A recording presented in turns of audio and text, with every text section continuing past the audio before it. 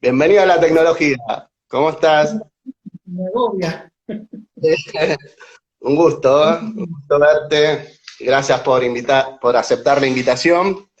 La verdad que es Oh, un placer para mí empezar estos vivos de ceremonial de batalla con alguien que pregona la profesionalización. Para los que bueno, no lo conocen, el doctor Ramiro Albarracín es rector y docente de la Universidad San Pablo T de Tucumán. Es abogado, procurador, escribano, máster en administración, doctor en humanidades. Tiene una tarea en cuanto al ceremonial durante 27 años en el área de relaciones internacionales de la Universidad Nacional de Tucumán, ligado al ceremonial y uno de los precursores de que el ceremonial a partir de este año tenga el grado de licenciatura. Con ustedes, Ramiro Albarracín. Contame, Ramiro, ¿cómo llegás a esto de la profesionalización a partir de la licenciatura? bueno, te comento, se me escucha bien, ¿verdad? 10 puntos. Bueno, agradecer la invitación y la verdad que me pone un poquito nervioso porque no estoy acostumbrado a estos medios de tecnología así, pero voy a tratar de dar lo mejor de mí. Eh, la cosa fue básicamente así.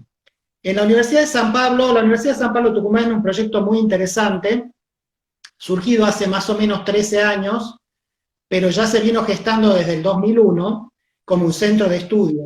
Y la universidad está impulsada por un grupo de empresas que vienen de la industria azucarera, son ingenios azucareros, y con la impronta de darle a Tucumán un tipo de universidad que hasta ahora no tenía, que es una universidad laica, fundamentada en, digamos, los preceptos del emprendedorismo, no del empresariado, sino del emprendedorismo, es decir, las personas que son capaces de enfrentarse a los cambios y de construirse, de construirse y construirse nuevamente a cada instante frente a las nuevas realidades que plantea un escenario nacional e internacional que siempre es muy, muy cambiante. Nosotros hicimos una primera experiencia en el tema de la profesionalización con el tema de modas. En Tucumán había una gran actividad vinculada digamos, a todo lo que eran desfiles de moda, actividades de costura y de cursos de costura, de corte y confección o de diseño textil que eran entre terciarios y cursos de bolsillo, y al final lo que decidimos es decir, bueno, mira, hay este mundillo, hay un enorme grupo de gente que está trabajando y que trabaja muy bien y con calidad, y lo que le está faltando es darle el touch académico, darles la posibilidad de convertir lo que hacen en una profesión, y no en un oficio. Entonces, creamos la licenciatura en diseño textil e indumentaria, y fue un éxito total, de hecho es una de las carreras que más inscriptos tiene en la universidad, y ha generado incluso su propio perfil, porque como siempre digo en las entrevistas que me hacen sobre el tema, cuando se creó la carrera yo tenía un perfil de diseño textil en la cabeza muy a lo Bogani, muy a las casas de moda de alta costura de París, y resulta que los estudiantes y los profesores, la comunidad académica decidió que no era eso lo que querían, sino que querían diseño de autor, una serie de cosas que están como más de vanguardia ahora. Y bueno, o sea que la carrera surgió, pero también la hicieron y la construyeron sus propios protagonistas. Lo mismo un poco hicimos con periodismo, aunque con menos impacto, porque el periodismo es una carrera que implica que estén trabajando todo el día y es muy difícil estudiar en algún momento del día. Pero también es un oficio, en Tucumán en gran manera hay comunicación social, hay locución, pero no había periodismo en sí. Entonces creamos la licenciatura en periodismo con la idea de que precisamente se profesionalice ese sector.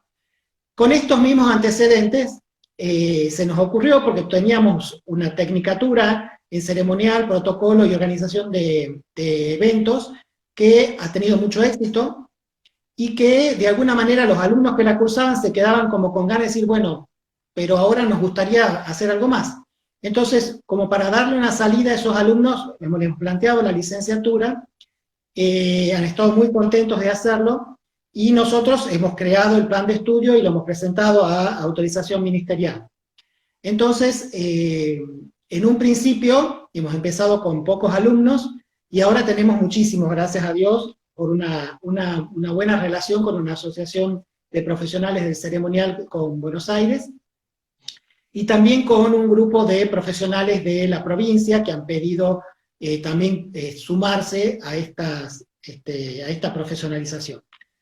¿La idea cuál es? La idea es que lo que es en sí un métier, un oficio, tenga la posibilidad de ascender mediante ser incorporado a la academia a través de una licenciatura, es decir, un plan de estudios de 4 años, que le permita a esta persona acceder también al posgrado, y una vez que acceda al posgrado, a los distintos tipos de especializaciones o de desarrollos posteriores a la carrera de grado. Y en el grado, por supuesto, no solo lograr una mejora salarial, porque es verdad que generalmente los ceremonialistas trabajan en organismos públicos y eso implica que en el nomenclador estatal los estudios de grado se pagan mejor que los terciarios, sino también porque van a tener la posibilidad de colegiarse, que antes con una tecnicatura es muy difícil, casi imposible, y al colegiarse generar un colegio de profesionales que empieza a jerarquizar y a controlar el tipo de profesionales que se van formando en esa estructura. Porque se ha observado que, digamos, con respecto al ceremonial, había como una enorme profusión de ofertas y al mismo tiempo no había una guía de calidad. Entonces, con el tiempo, no ya, pero con el tiempo, los mismos profesionales que vayan egresando de la licenciatura van a ir generando estándares tales que la misma profesión se va a ir jerarquizando sola, y como se ve, esto solo pueden hacerlo las instituciones de educación superior que tienen una visión planificadora, estratégica, para poder pensar en un futuro que no es el actual, que no es tangible, ni es un futuro inmediato, es un futuro mediato, no lejano, pero mediato, en el que hay que hacer un tramo de 2 años de un trabajo, de un estudio pormenorizado, y de un estudio que tiene que ver más que con contenidos, con la forma en que se abordan los contenidos tradicionales del ceremonial. La licenciatura está pensada como una licenciatura de complementación. ¿En qué sentido? Que así como si yo hago una licenciatura de complementación para músicos, se presupone que los músicos ya saben música y ya saben tocar un instrumento, yo solo tengo que darles el elemento que los ayude a ascender al grado de licenciado. El grado de licenciado implica una serie de dominio de algunas estrategias, de algunas habilidades, o competencias que tienen que ver básicamente con la capacidad de abstracción, la capacidad de escribir y de desarrollar ensayos, tesis e investigaciones acerca de la problemática de la disciplina, e implica también una madurez frente a la reflexión, a la capacidad de reflexión de los fenómenos o de las reglas que constituyen la propia disciplina. Entonces, la formación que se tiene en una licenciatura no necesariamente es de profesores especializados en ceremonial, porque ya se presupone que en la tecnicatura han obtenido el conjunto de habilidades que tienen que ver con las reglas del ceremonial. Lo que se busca en la licenciatura es básicamente abrir un horizonte distinto para que esos licenciados, futuros licenciados, puedan trabajar de modo reflexivo sobre su disciplina y sobre las reglas, y a su vez ser mucho más creativos y ser mucho más flexibles o adaptables a los cambios que la realidad les vaya imponiendo vía el ceremonial.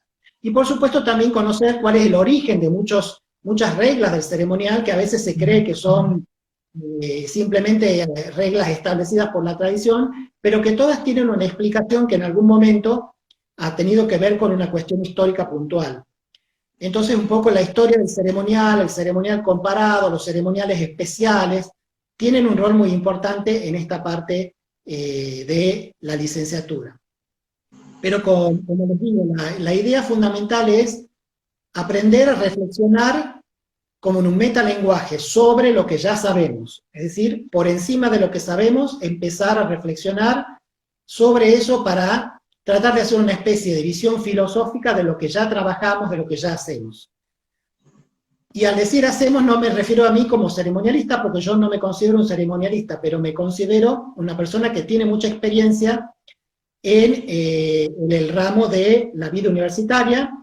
He hecho toda una trayectoria de carrera, tanto de grado como de posgrado, que me habilita a tener habilidades que puedo transmitir, y me he especializado en relaciones internacionales, en derecho internacional público, etcétera, que son siempre disciplinas que están muy ligadas a lo protocolar.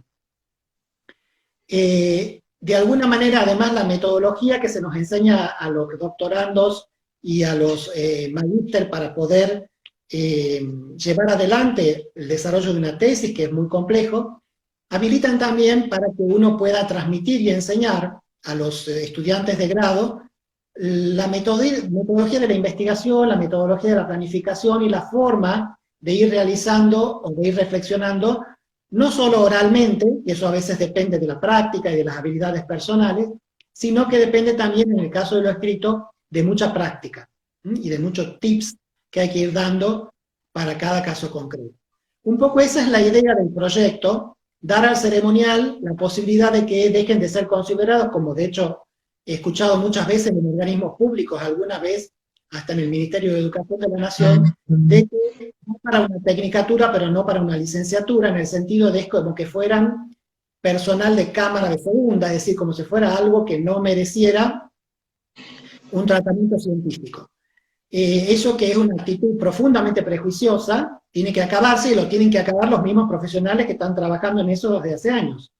Porque si ellos mismos no se ponen en la tarea de hacerlo, siempre van a ser considerados sirvientes de lujo, porque esa es la verdad, es decir, son los pajes de honor que organizan los actos, y están siempre en una actitud de sumisión, etcétera, frente a las autoridades. Entonces, también hay que cambiar la visión desde uno y la visión que desde afuera se tiene de la profesión de ceremonialista, que a veces se asocia en algunos casos con la frivolidad, con cosas que no son importantes y esenciales, y en otros casos con una cuestión técnica que no reviste mayor relevancia y que no hay que estudiar demasiado porque es algo que no tiene un valor relevante. Entonces, bueno, acá yo creo que se tienen que dar dos cosas. Por un lado, la academia, que tiene como que abrir las puertas e ir generando espacios y facilitando, porque ese es el rol de las instituciones, facilitadoras de un espacio para ir mejorando lo que en la sociedad está plasmado como un uso o una práctica, pero que todavía no ha sido llevado a un grado relevante de profesionalización. Y por otra parte, son también los profesionales, los que están dedicados a esto, los que tienen que hacer el esfuerzo, porque si no hay un esfuerzo conjunto, la universidad va a tener una hermosa carrera, muy linda, muy diseñada, y nadie la va a cursar, ¿sí? Tampoco son carreras para repetirlas todos los años.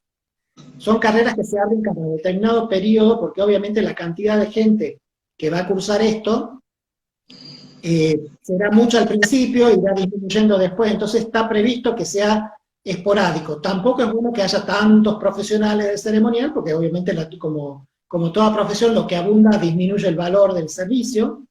Entonces, bueno, por eso es muy importante también mantener, y en ese sentido yo soy muy estricto, la calidad de lo que se enseña y la calidad de la carrera. En el sentido de que no cualquiera puede acceder a tener una titulación en licenciado si no cumple con los requisitos de calidad mínimos establecidos por una reglamentación y por el plan de estudios. Eso es muy importante porque a veces se piensa, no, yo ya tengo los conocimientos, quiero un título nada más. No. No es que vas a tener un título más. Vas a tener un título, pero después de estudiar y aprender habilidades que todavía no tenías, para poder salir al mercado y dejar buen nombre, no solo de tu profesión, sino también de la universidad de la que salís, porque nosotros, las universidades, vivimos del prestigio de nuestros egresados. Así que, bueno, un poco se hizo largo, pero es un poco la historia de cómo va a dar a luz esto. Bueno, quería agradecer también a la gente que ha trabajado en esto, que es, bueno, Liliana Falú y el profesor Aníbal Gotelli, que han tenido mucho que ver con la elaboración de la carrera en su momento, y bueno, son los que coordinan la carrera en la universidad. Esto, nombrando a las personas que nombró, me da hincapié a que la licenciatura es todo un proceso. El que se haya aprobado en algún momento que se hiciera una diplomatura, después una tecnicatura, luego una tecnicatura superior y ahora una licenciatura, tiene que ver con la promoción de los propios trabajadores. O sea, todos los trabajadores de ceremonial fueron generando estas instancias. Digamos, tuvimos que recurrir, golpear puertas para que nos dieran lugar a que los mismos trabajadores fueran reconocidos como trabajadores, pero también teniendo una formación académica, digamos. Todos saben hacer el trabajo, pero no son reconocidos por ese trabajo, sino un empleado más que hace tal tarea y no se le paga por esa tarea. A partir de empezar a tener diplomaturas oficiales, tecnicaturas oficiales, y ahora la licenciatura, entonces tenemos un rol importante. Tener una licenciatura que nos iguala con otras profesiones que también están de manera aleatoria trabajando con ceremonial, nos pone en una posición de defensa de nuestro trabajo y de promoción de nuestro trabajo. Y ahí es donde la profesionalización se une, va paralelamente a la jerarquización. ¿Qué aporte? Perdón que te interrumpa un momentito antes que se me vaya la idea. Fíjate que incluso el lobby de los ceremonialistas ha sido bastante escaso y ha sido a destiempo, porque recién ahora estamos planteando esto, cuando hay otras disciplinas que son mucho más discutibles en cuanto a su autonomía, las relaciones públicas, y ya tienen licenciaturas en marketing, cuando el marketing es una parte integrante de las estrategias de la administración para desarrollar una etapa del proceso de venta dentro de una empresa o de comercialización. Entonces te das cuenta de que en realidad es todo cuestión de que se tome conciencia de clase, diría Marx en este caso, para que de alguna manera se pongan a sostener el proyecto, porque si no lo sostienen también, si no hay una manifestación de voluntad de aquellos que integran y que están efectivamente trabajando, porque no es el que sale en este caso y dice, no, yo pertenezco a una cofradía que tiene un título de nobleza, no. Esto es gente que trabaja, que está en el día al día en las empresas, en las asociaciones civiles, que está en el Estado, que está en Estado en sus tres formas, nacional, provincial y municipal, y que realmente pone un esfuerzo muy grande, y que a veces tiene dudas muy, muy concretas, porque la realidad va cambiando, sus jefes tienen exigencias políticas nuevas, estamos en una democracia, ya no es tan fácil hacer el ceremonial en una democracia, pero la democracia cambia mucho, y puede haber distintas formas de dirigirse hacia el público, o de relacionarse con el público, cada gestor político lo hace de una manera distinta, entonces el ceremonialista tiene que tener una capacidad de ir por encima de las reglas que le han sido enseñadas. Antes, cuando en la dictadura, digamos, los jefes son militares, se aplica el protocolo militar y punto, no hay mucha capacidad de variación. Pero en esta sociedad democrática, que además es muy versátil, muy variable, y bueno, el ceremonialista si no tiene una visión que vaya por encima, termina siendo el que te indica dónde va la banderita y dónde va el nombrecito, el membrecito en la mesita, y de eso no salimos. Y me parece que eso no prestigia la profesión. Sí, tenemos ese prejuicio de que lo lleva hasta algo frívolo, digamos. Cuando uno dice soy ceremonialista, lo primero que lleva a pensar al que no conoce es que enseñamos a sentarse en la mesa de Mirta Legrand o hacemos el comentario sobre la moda de cómo se vistió Neymar en el casamiento de Messi. Y lo dejan ahí, esa frivolidad hace que todo lo que lleva la preparación en ceremonial quede chiquito. 3 años solo para acomodar un plato y enseñarle a brindar al comensal. Cuando usted habla, recién mencionaba esto de lo cambiante del trabajador del ceremonial, los conservadores nos enseñaron que la política se distancia del ceremonial. Yo digo que la política está metida en todo. ¿Qué tiene para decir sobre la política del ceremonial? Pero nunca fue así, porque el ceremonial está en función de la política. O sea, el ceremonial se adecua a la forma en que el Estado o el jefe de la organización, puede ser una organización privada, quiere manejar su relación con el público, ya sea pueblo, o sea cliente, o sea lo que fuere. Entonces, eso es por en sí mismo política. Entonces, el ceremonial lo que hace es siempre adaptarse a lo que los políticos de turno le marcan como la tendencia fundamental. Cuando originariamente existían monarquías, lo que había que, digamos, poner en evidencia en las ceremonias era que el monarca era de origen divino. Entonces, todas las ceremonias estaban rodeadas de grandes rituales, con grandes distancias, con grandes distanciamientos entre la gente común y el faraón, el rey o el emperador. ¿Por qué? Porque básicamente lo que se quería es marcar lo sacro, la sacralidad y el hecho de la divinidad de esa persona. Ahora, ese ceremonial tenía un sentido en ese contexto histórico-político. Si vos lo cambiás a una república presidencialista, todo eso no tiene nada que ver. Entonces tenés que cambiar el ceremonial.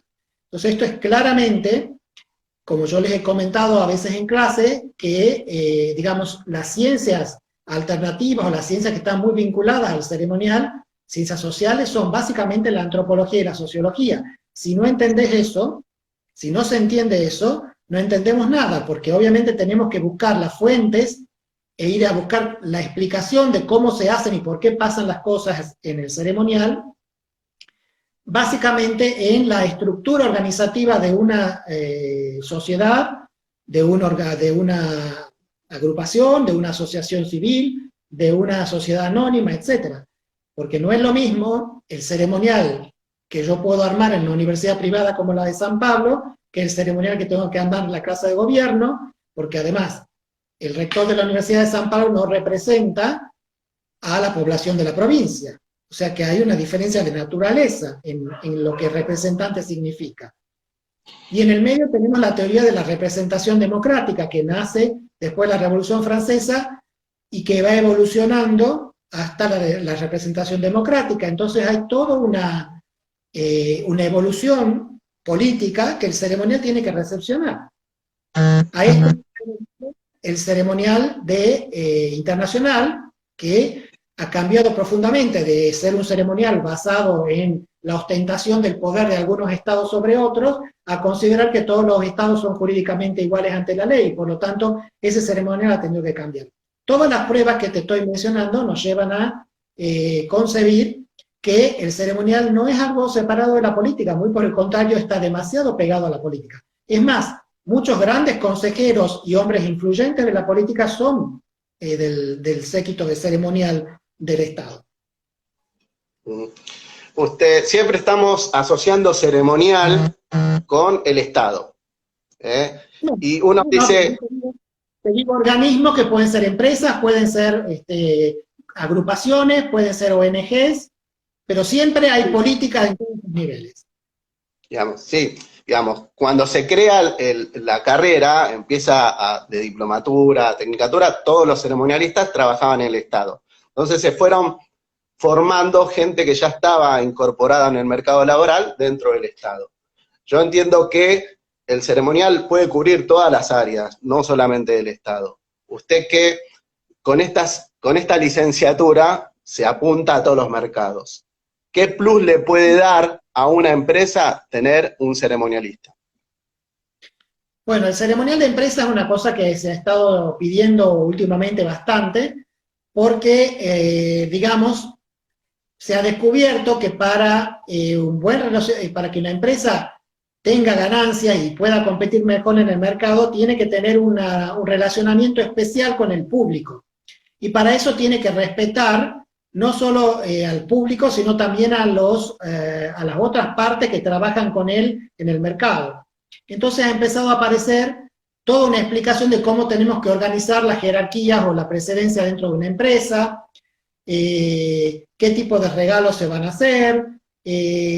Entonces, la carrera, y en este caso el profesional que va a salir, es un profesional que va a ser más útil que el técnico, porque el técnico fundamentalmente le va a ir con las reglas del centrométrico, de la derecha, del orden alterno, etcétera, pero cuando le planteé, el directivo de una empresa dice, pero a ver, ¿cómo es la precedencia si yo tengo dos miembros que son presidentes de una asociación, de una sociedad anónima, dos de una SRL, dos de una encomandita por acciones, por decirte un término viejo, y tengo una ONG y los tengo que poner en una mesa? ¿Cómo hago ese protocolo? ¿Cómo hago esa distribución de la precedencia? Y bueno, si no tenés una mirada por encima y no sabes a dónde dirigirte, no vas a poder resolverlo, porque vas a seguir con la tontería del principio de la derecha, pero no vas a saber quién es el más importante. Entonces, ¿qué te dice un licenciado? El licenciado va a la fuente, dice, bueno, a ver, veamos el estatuto de las empresas, veamos el rol que ocupa cada una de esas personas dentro del organigrama de la empresa, comparemos los organigramas de las empresas, leamos la ley de sociedades para ver cuáles son las formas societarias que tienen mayor jerarquía dentro de esa ley.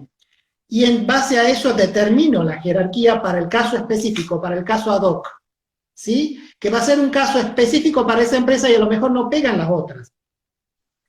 Pero, como te digo, esto no lo va a poder realizar una persona que tiene simplemente los conocimientos técnicos tradicionales. ¿Entendés? O sea, se necesita algo que pueda sobrevolar el mundo de la mera regla técnica. Sería como el que genera el super negocio, el asesor de ceremoniales que le da ese plus de calidad para que un negocio pueda darse exitosamente. Digo que es un creativo, tiene que ser un creativo. Y además de ser un creativo, tiene que ser una persona que trabaje en equipo, porque ya no puede haber más esto de los ceremonialistas personalizados, o sea que yo soy el salvador, yo hago todo, porque eso no funciona. Si bien el ceremonialista tiene que tener un liderazgo fuerte, porque en momentos donde se producen situaciones donde hay que coordinar mucha gente en muy poco tiempo y con un gran nivel de estrés, hay que tener autoridad para imponer ciertas cosas. También es verdad que si no tenés un equipo en el que tenés que confiar o en el que podés confiar, todo va a salir mal. Entonces hay que aprender a trabajar en equipo, aprender a delegar, pero obviamente también hay que aprender a seleccionar el equipo que te rodea, ¿sí? O si no lo podés seleccionar porque ya lo heredás, por lo menos a saber asignarle a cada cual el rol que le corresponde y que mejor desarrolla para no tener dolores de cabeza en el momento apropiado. Como te digo, es un cambio de paradigma también que implica lo que yo siempre le estoy diciendo a mis estudiantes, de construirse todo el tiempo y volverse a construir. Nosotros que hemos sido preparados en la universidad pública, en mi caso soy abogado, procurador y escribano, estudió todas las carreras de la Facultad de Derecho. Yo me tengo que deconstruir para poder armarme como profesor de protocolo, porque si no, les estaría dando una cosa muy estructurada, muy cerebral, muy jurídica, y no tiene sentido. Entonces lo que hay que hacer es aprender a que lo que uno ha aprendido puede funcionar para uno en el entorno en que lo ha aprendido, pero que uno debe tener la modestia intelectual y la flexibilidad para decir, puedo cambiarlo y puedo adaptarlo, y puedo pensar que a lo mejor eso que estoy haciendo, que venía haciendo desde hace 20 años, ya no sirve y lo tengo que cambiar. Y aceptar lo que me dicen los jóvenes o lo que fuere. Entonces, como te digo, si uno no se deconstruye continuamente, te convertís poco a poco en un dinosaurio y ya sabemos qué pasa con los dinosaurios, se extinguen. Entonces, hay que tener siempre esa actitud. En educación uno nunca puede anquilosarse. Y lamentablemente la tendencia de todas las instituciones educativas es a detenerse en el tiempo y a replicar la misma conducta. Si vos ves a veces los investigadores, el investigador en jefe tiene una forma de ser, una forma de vestirse, una forma de actuar, y los de abajo son todos igualitos, en lo bueno y en lo malo.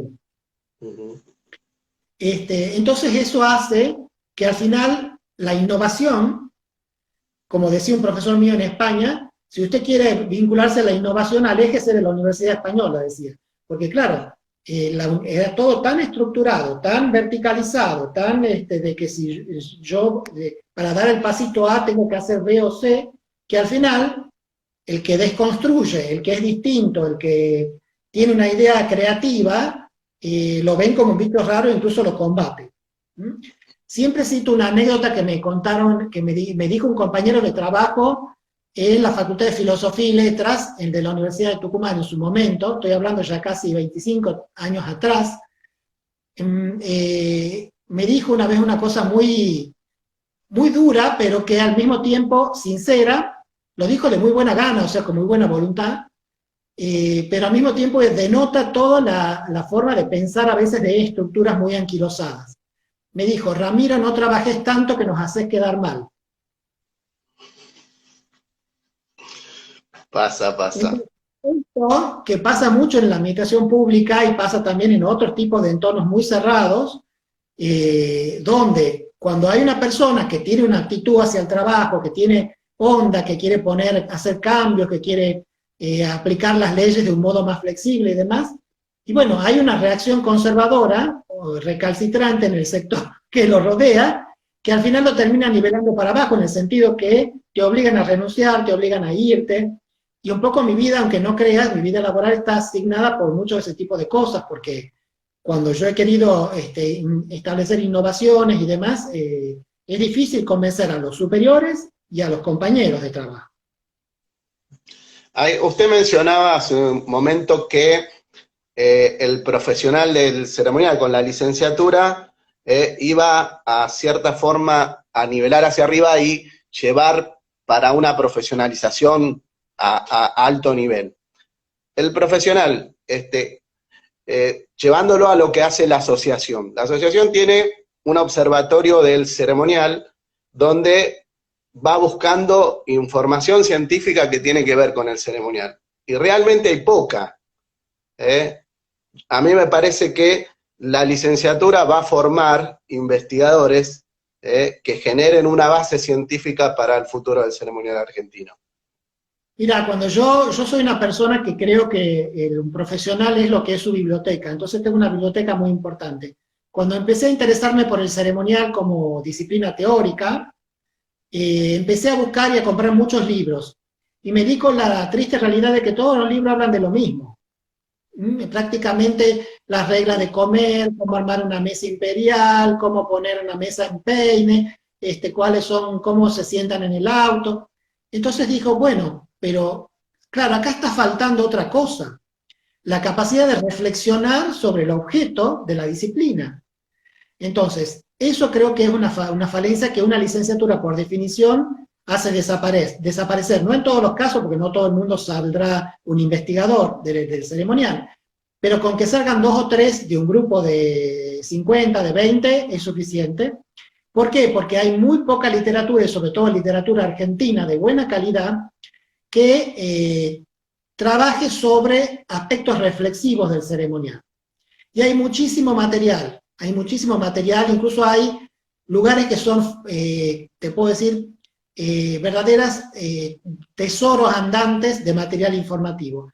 La Biblioteca Nacional de Bolivia, que está en Chuquisaca, que ahora se llama Sucre, la capital de Bolivia, la capital institucional de Bolivia, porque la capital es La Paz, pero la capital donde está el Tribunal Constitucional, la Corte, es Sucre.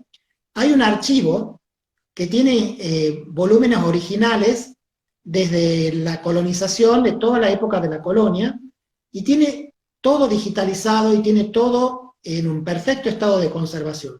Cuando yo fui ahí para investigar otro tema, mientras buscaba, me di con cosas muy interesantes, que por ejemplo, un tema para investigar, quizás el primer instrumento normativo de normas de ceremonial que haya existido en América Latina, que estaba referido a las normas del protocolo que debían implementarse para honrar la muerte de Felipe II en América Latina.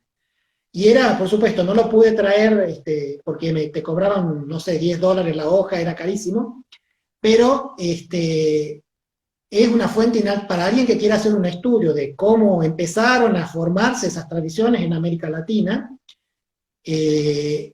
del ceremonial, es una fuente inagotable de investigación, ¿me entendés? Sentarse a leer ese artículo, y es totalmente inédito, nadie en el mundo ha hecho una cosa así. O sea que está todo muy al alcance, está acá en Bolivia, no está en París, ¿me entendés? Sí. Y así como eso tenés, mira, con decirte que me encontré una cosa que todavía no pude trabajar, en algún momento lo haré cuando tenga un poco de tiempo, me jubile, entre unos papeles que estaba buscando con respecto a Monteagudo, porque yo trabajo sobre Monteagudo, para eso fui a Chuquisaca, me encontré en el medio de unos papeles que habían mandado a España desde Francia, una carta traducida al español por un ministro, un diplomático español, una carta de María Antonieta, antes de morirse, cuando estaba encerrada en el Temple, en la cárcel, dirigida al rey de España para que le diera una mano y la sacara de ahí. Mirá la validez del documento histórico con el que me di de casualidad, que yo no he visto en ninguna parte que esa carta figure. O sea que eso es una fuente inagotable de sorpresas para los investigadores que quieran llevar adelante inquiries, o sea, pequeñas investigaciones de cosas totalmente inéditas y totalmente desconocidas para el mundo. O sea, hay muchísimo para investigar. Y a veces sin irse tan lejos. En Argentina no se ha estudiado el origen del ceremonial en Argentina, qué decía la Asamblea del año 13 con respecto a las ciertas normas del ceremonial. Es verdad que establece el himno, las enseñas patrias, etcétera, pero ¿qué hay detrás de todo esto? Es decir, ¿por qué eso se dio de esa manera y qué era lo que se necesitaba sociológicamente simbolizar con eso y por qué eran importantes los símbolos? Es decir, toda una serie de reflexiones que van más allá de si la banderita va al costado, a la derecha, al frente o a la izquierda. Que además son conceptos que cambian, porque ustedes habrán visto que últimamente también en la televisión alemana la bandera ya no va para donde uno dice que va. Angela Merkel ha aparecido varias veces y he visto también en otros países europeos, creo que en España, que la bandera se la está poniendo a la derecha para que el espectador la tenga a la derecha. Y se pone a la izquierda la figura del político máximo, el canciller o Zapatero. Zapatero no, perdón, de Sánchez, que sería el presidente del gobierno. Bueno, hay que ver qué han tenido en mente los que han hecho eso para tomar una decisión de cambiar la norma del ceremonial. Lo que pasa es que esto también es importante. Uno dice, bueno, no, el principio de la derecha es un principio absoluto. No, los principios son adaptables frente a determinadas circunstancias y cambios. Si el ceremonial es explicable por alguna razón, la regla puede cambiar. Por eso es importante que no te tomes de la regla como si fuera la Biblia, o mejor dicho, la Torá, una regla, digamos, invariable, y que no es sujeta de adaptación o de interpretación. Entonces, eso un poquito es la idea. Le está dando mucha materia gris al futuro licenciado, así que va a ser un largo andar al que se reciba para poder generar estos cambios que, como usted dice, a corto plazo, pero no tan largo, como lo dijo hace un rato. ¿Cómo ve el ceremonial argentino? Bueno, el ceremonial argentino, como muchas cosas que no se tienen a veces en cuenta, está muy bien. Lo que pasa es que a veces, digamos, el problema con el que se encuentra el ceremonialista, por lo que me han contado mis compañeros de trabajo, básicamente es siempre la incomprensión del jefe. Es decir, el ceremonialista tendría una vida de ensueño, si es un buen ceremonialista, si sus jefes le hicieran caso.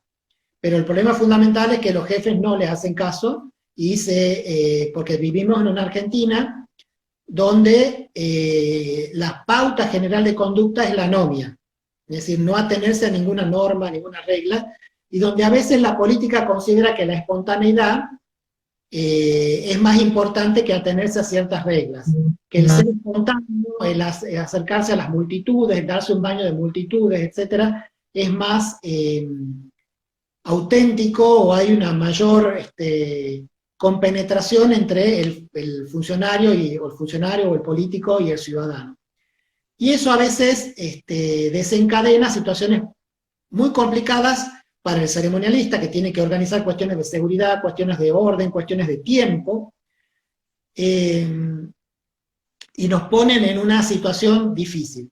Yo creo que el ceremonial en Argentina lo que adolece es del exceso de ceremonialistas de baldosa, que es lo que yo digo, es decir, los ceremonialistas que cada uno o dos baldosas hay uno, que tienen sus reglitas que a veces son las mismas pero parecen distintas, y que siempre con tal de diferenciarse el uno del otro, agregan algún detalle que no es relevante para nada, y al final terminan generando una visión un poco ridícula de su propia profesión, porque se parece a lo mismo que hacen los astrólogos, ¿no es cierto? Se parecen a gurúes que terminan dando tips, o incluso de lo ridículo, el famoso caso de la señora de Chikov, ¿no es cierto? Que le decían condesa, pero ella decía, mi papá era el conde, yo no soy condesa, o sea, porque el título no se transmitía por vía femenina.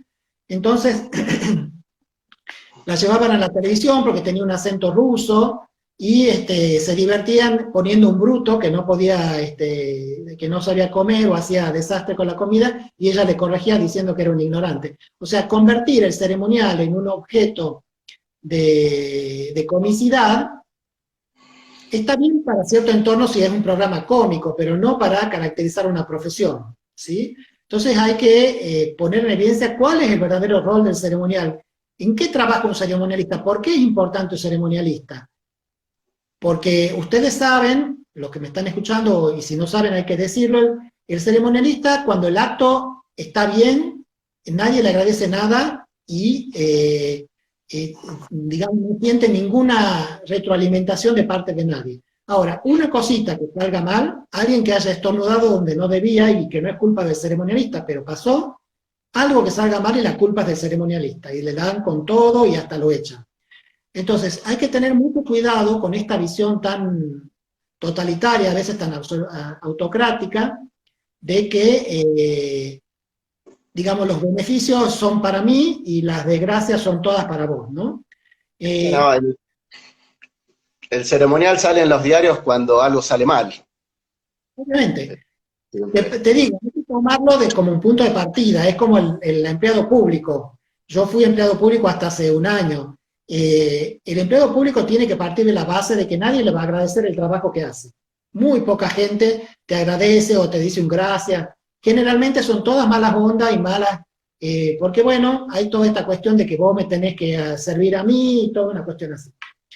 Pero de todas maneras, sí hay algo que creo que es importante, y en esos sentidos los profesionales tienen que largarse al medio, pero claro, de largarse al medio implica poder argumentar con escritos, con libros, con publicaciones, cuál es el rol del ceremonialista en los distintos lugares donde trabaje y por qué es importante.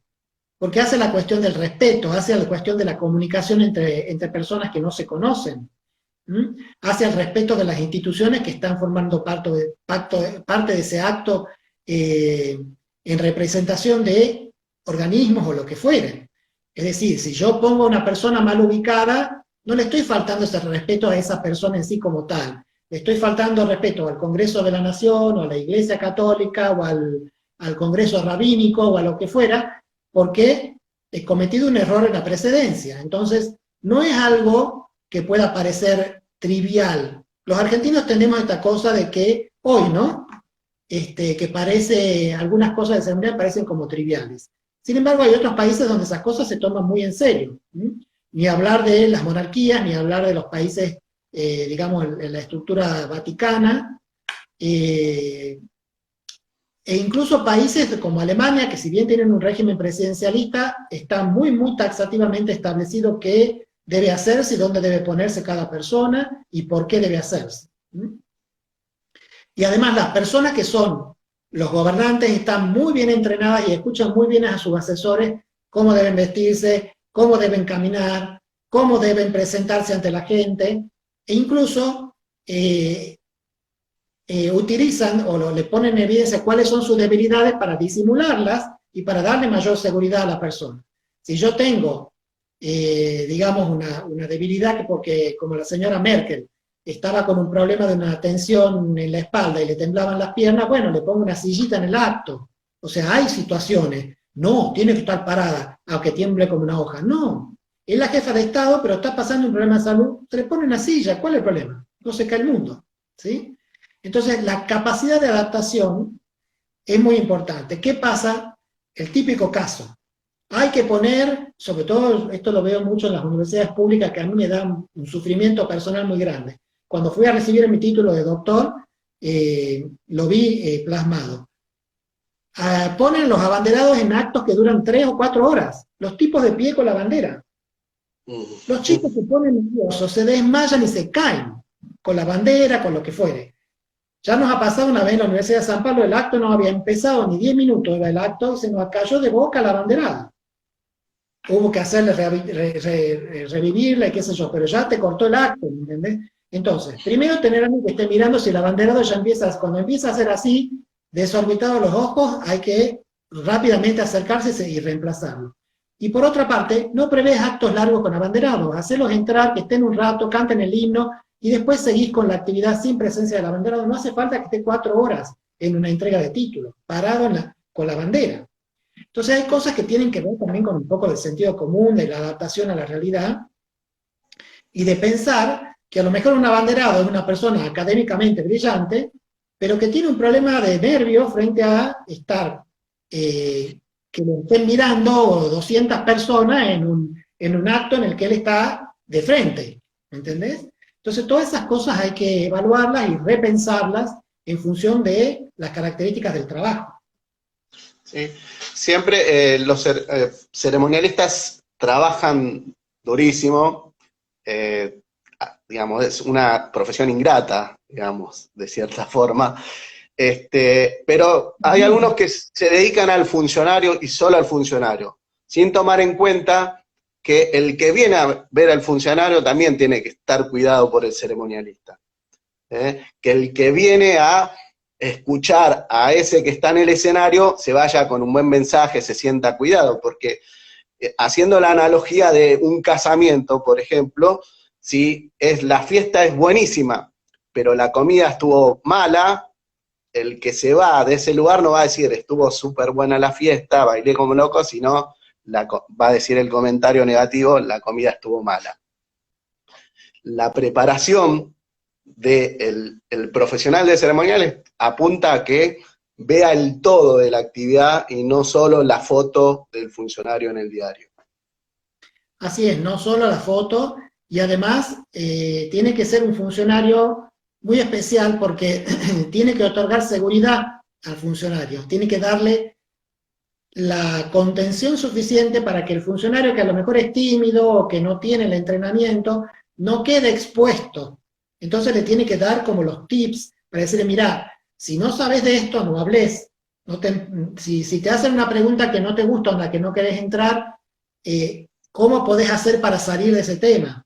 Si están en una conversación que se empieza a poner agresiva, ¿con qué chiste podés salir de eso? ¿O qué permiso podés pedir para irte o cruzarte, verdad? O hasta pueden hacer tips, ¿no es cierto?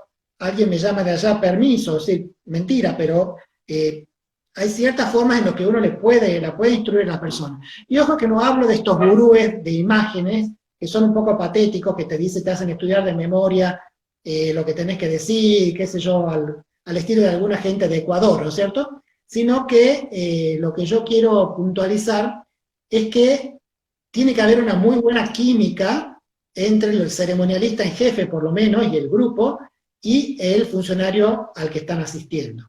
¿Sí? Vale. De lo contrario, y eso también es una habilidad que tiene que desarrollar el ceremonialista, la capacidad de tener empatía. La empatía con todos, porque vos podés tener distintas personas a tu cargo, porque cambia el gobierno, y uno puede ser más seco, otra puede ser más coqueta, otro puede ser más sobrio y más serio, otro puede ser un histérico. Entonces, bueno, todo eso implica que vos tenés que buscar rápidamente, de un modo intuitivo, porque a veces no está dado de otra manera, cuáles son los puntos que te van a conectar con esa persona para que esa persona se relaje contigo. ¿Sí? Porque además te tiene que confesar cosas a veces muy inconfesables. Quiero ir al baño. En medio de ¿cómo hago? Bueno, te tiene que tener la confianza suficiente para decir eso y no desgraciarse en público, porque sería un papelón. Entonces, todo ese tipo de cosas implican que tiene que haber una confianza muy, muy vinculada entre las dos personas. Por eso, si no hay química, yo creo que recomiendo que si no hay una química definitiva, y bueno, hay que pedir el traslado a otra parte, porque no...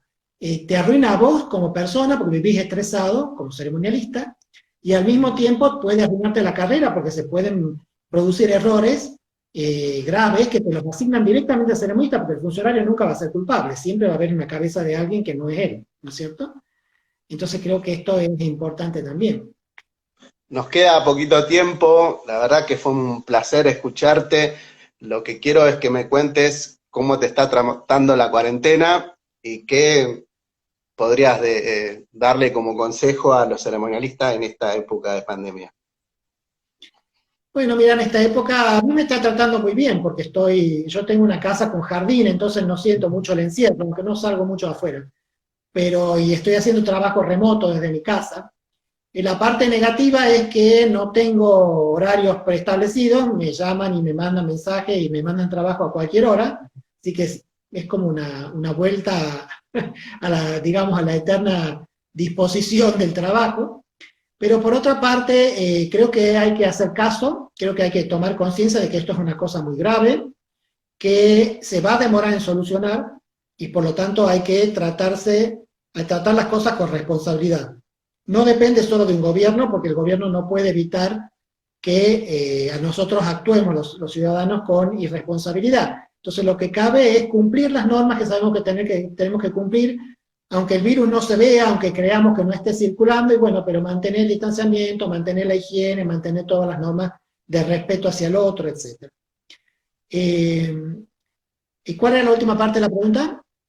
No, ¿cómo trabaja el ceremonialista en esto? De trabajar a distancia, con todas las normas que implica la salud. El ceremonialista ha visto disminuida mucho su actividad porque obviamente los actos grandes o los actos importantes han disminuido, pero sigue habiendo, digamos, reuniones que tienen que ver con grupos pequeños, y en este caso el ceremonialista lo que tiene que hacer es tomar en cuenta la normativa vigente y empezar a aplicar a la práctica del ceremonial las normas respectivas, el distanciamiento de 1,50 m entre los funcionarios o las personas que deban estar representadas en un estrado de acuerdo a las reglas tradicionales del ceremonial, centro métrico, derecha, orden alterno, etcétera, pero manteniendo el distanciamiento, el uso de los barbijos, salvo cuando se vaya a hablar, que los salones estén limpios al entrar y que se vuelvan a limpiar al salir, las mesas y demás, porque se ha visto que el virus dura 3 días sobre superficies plásticas y sobre superficies metálicas, de modo tal que sobre esas superficies hay que profundizar la limpieza antes de entrar y después de salir. Hay que tratar de insistirle a la gente sobre el distanciamiento social, es decir, si de repente hacemos un desayuno de trabajo o hacemos un lunch, un copetín después de una reunión, bueno, asegurarse que la cantidad de gente y el espacio haya una relación tal que nos permita no hacer aglomeraciones, y al mismo tiempo recordarle continuamente a la gente que no lo hace si no se lo recordás, que mantengan la distancia social del 1,5 m, ¿no es cierto? Que se hablen un poco más fuerte si quieren, pero que mantengan esa distancia, porque precisamente las gotitas de fluje del hablar son las que trasladan el virus a la cara, a la piel y al rostro del otro. Entonces, esa distancia garantiza, entre comillas, en la medida de lo posible, que el virus no se transmita. Y obviamente la higiene de las superficies. Buenísimo. En 2 años sale la primera camada de licenciados en ceremonial y organización Bento en Argentina. Hay que estudiar, yo imagino, voy a ser un privilegiado, uno de los licenciados, le estoy poniendo mucha garra a eso para recibirme, al igual que mis compañeros que seguramente están escuchando. En 2 años empieza el quiebre del ceremonial en cuanto a la profesionalización de la que hablamos con esto de capacitarse plenamente todo el tiempo. Un gusto escucharte y espero volver a vernos pronto. A los que están ahí presentes, gracias por estar. Nos vemos en la próxima. Gracias, hasta pronto. Adiós.